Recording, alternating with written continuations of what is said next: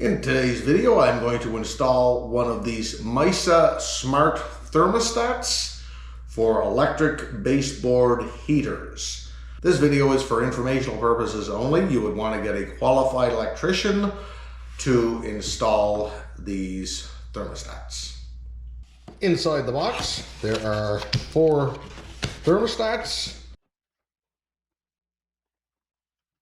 The contents of each of the 4 boxes is the thermostat itself, a little instruction manual, 3 remotes. To load the app so you have access to the thermostat, you have to go to the Google Play Store or Apple Play Store, whatever you use on your phone, and download the MYSA app. In order to do it, your email will be sent a verification code, and then you can load the app on. And then you select a password, which I've already done, and this is where we're at.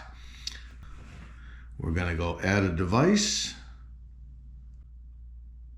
It asks us if is the device installed and powered on.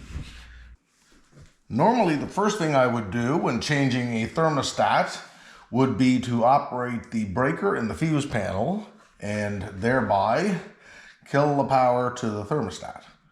However, because I'm making this video, I just want to show you what the voltage reading is on this, which is going to be 240 volts.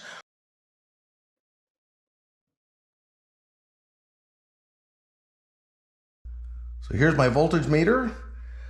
We're in a home, residential electricity, so that's AC volts. So I'm going to put the setting to AC volts, and we see that it's reading 245 volts basically. Now I'm going to operate the breakers and cut off the power to our heaters, which in this case is these 2 breakers here. Our instruction booklet shows us 2 scenarios for this: 120 volts over here, or the 240 volt setup that we have. Notice it shows you line 1, line 2, and a load connection. So the load in this scenario is the heater. On the back of the thermostat, they're designated line 1, load, and L2, with an N in brackets. I'm assuming that's neutral. It says in their little booklet, MYSA's supply L1 and load wires are not interchangeable, polarized. If MYSA does not turn on after installation, try swapping the L1 wire with the load wire. I have our line 2 wire here from the thermostat connected to one of our 120 volt wires, and I'm just going to hold this one on to the other 120 volt wire, just so you can see it, and we see signs of life, a little smiley face. That's going to be a good thing. This is the load wire from the thermostat, and I connected it to our other spare wire there.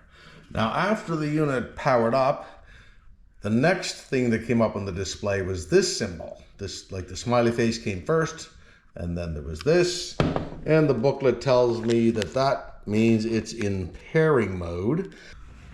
We're going to go add a device. Is the MYSA installed and powered on? Yes, ready to set up. Which icon do you see on your MYSA? Bluetooth permission is required, as MYSA now uses Bluetooth to pair your thermostat to your Wi-Fi network. Next. Allow.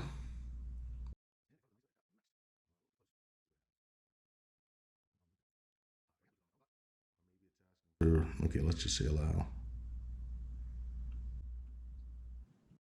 Is this the MYSA? Yes.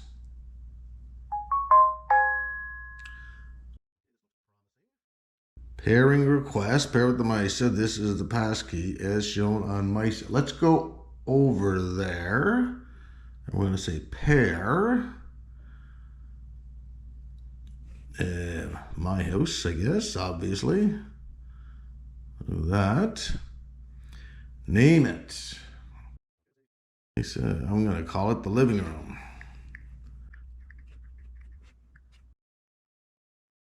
This is my network. Oh, secret password. I'll be back in a minute. The secret network password, which I got off of my router, has been entered. Your MYSA is connected. MYSA updating. Leave the app running and avoid interacting with your device. Okay. I'm going to take the camera over here in a second to show you the front of the thermostat. And